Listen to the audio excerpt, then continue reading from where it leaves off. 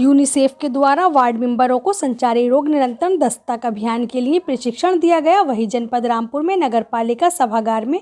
UNICEF के द्वारा सभी वार्ड मेंबरों को संचारी रोग दस्तक अभियान का प्रशिक्षण अधिशासी अधिकारी नगर स्वास्थ्य अधिकारी की अध्यक्षता में दिया गया। नगर स्वास्थ्य अधिकारी के द्वारा सभी को मच्छरों, सुअरों, चूहों से फैलने वाले रोगों व इन रोगों से बचने की जानकारी दी गई। इस प्रशिक्षण में बीएमसी राघवेंद्र पांडे, नजमी बेगम के द्वारा संचारी रोग दस्तक अभियान और नियमित टीकाकरण कार्यक्रम की भी जानकारी दी गई। वहीं बीएमसी यूनिसेफ राघवेंद्र पांडे के द्वारा कहा गया कि सभी वार्ड मेंबर अपने क्षेत्र में एएनएम, आशा, आंगनवाड़ी के साथ विरोधी व ड्रॉप आउट परिवार पर जाकर समझाएं और नियमित टीकाकरण को सफल बनाएं। अब आइए सुनते हैं डॉक्टर ओम प्रकाश आर्य, नगर स्वास्थ्य अधिकारी, क्या कह रहे हैं। मैं डॉक्टर ओम प्रकाश आर्य, नगर स्वास्थ्य अधिकारी रामपुर। क्या कार्यक्रम हो रहा है और कहाँ पर हो रहा है? ये हमारे पूरे उत्तर प्रदेश में 1 अक्टूबर से 31 अक्टूबर 2020 पूरे माह संचारी रोग नियंत्रण अभियान, जो कि माननीय मुख्यमंत्री जी की विशेष महत्वाकांक्षी कार्यक्रम है, इसको 12 विभागों के सहयोग से हम लोग संपन्न करने जा रहे हैं। जिसमें कि चाहे हमारे राजस्व विभाग है, मुख्यतः स्वास्थ्य विभाग है, नगर पालिका हो गया, सिंचाई विभाग, जल विभाग, इन सभी विभागों का इसमें विशेष सहयोग रहेगा। मुख्य उद्देश्य इसमें यही है कि जो संचारी रोग, खासतौर से मलेरिया,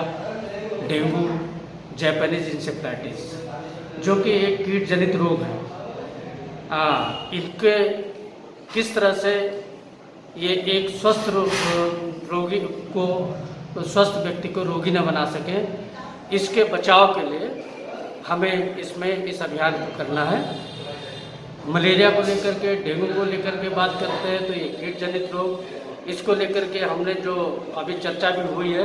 कि बचाव कैसे किया जाए। कहाँ पर हुई है और किसके साथ हुई है? ये हमारे आज जो हमारे कार्यक्रम हो, ये हमारा नगर पालिका के मीटिंग हॉल में माननीय सभासदगणों के साथ में इस संबंध में चर्चा हुई है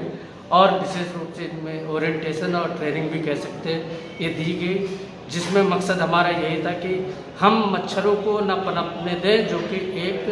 कारक है। इसको लेकर के चाहे घरों में हमारे जो भी पुराने बर्तन हो, जो भी पानी इकट्ठा होने वाले बर्तन हो, इनमें हम पानी ना इकट्ठा होने दें। कुछ घरों में अभी ये भी देखा जा रहा है, चाहे कि पुराने टायर रखे हुए हैं, पुरानी आपकी सुराहियाँ वगैरह हैं और इस तरह के कई बर्तन होते हैं, खासतौर से छतों में भी देखे जाते हैं, उनमें पानी पड़ा रहता है, लोग उसको ध्यान नहीं देते, जबकि अति आवश्यक है कि ऐसे बर्तनों को खाली कर दिया जाए। कुछ घरों में कूलर अब भी इस्तेमाल हो रहे हैं मौसम के अनुकूल, तो उनको ये चर्चा हुई कि कम से कम हफ्ते में एक बार उस कूलर के पानी को जरूर हटा लें, नया पानी उसमें कर लें। साथ साथ जैसे कि मच्छर है, मलेरिया को लेकर के ये शाम के समय, रात के समय काटता है। डेंगू का मच्छर ये दोपहर में काटता है,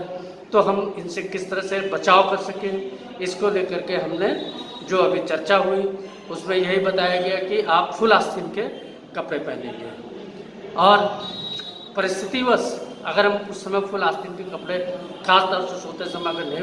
पहन पा रहे हैं तो हम रिपेलेंट्स घर में इस्तेमाल कर सकते हैं, मॉस्किटो रिपेलेंट्स इस्तेमाल कर सकते हैं, क्रीम्स लगा सकते हैं। जो सक्षम नहीं है, क्रीम वगैरह नहीं ले सकते, तो सरसों का तेल भी हम अपने शरीर के खुले अंगों में लगा सकते हैं, वो भी उतना ही महत्वपूर्ण है। ये इस तरह की हम लोगों ने भी इसमें चर्चा की है और साथ साथ में ये घर के अंदर के बचाव की बातें थी, घर के बाहर के लिए भी हमने ये चर्चा की कि हमारा नगर पालिका का स्वास्थ्य विभाग स्वयं में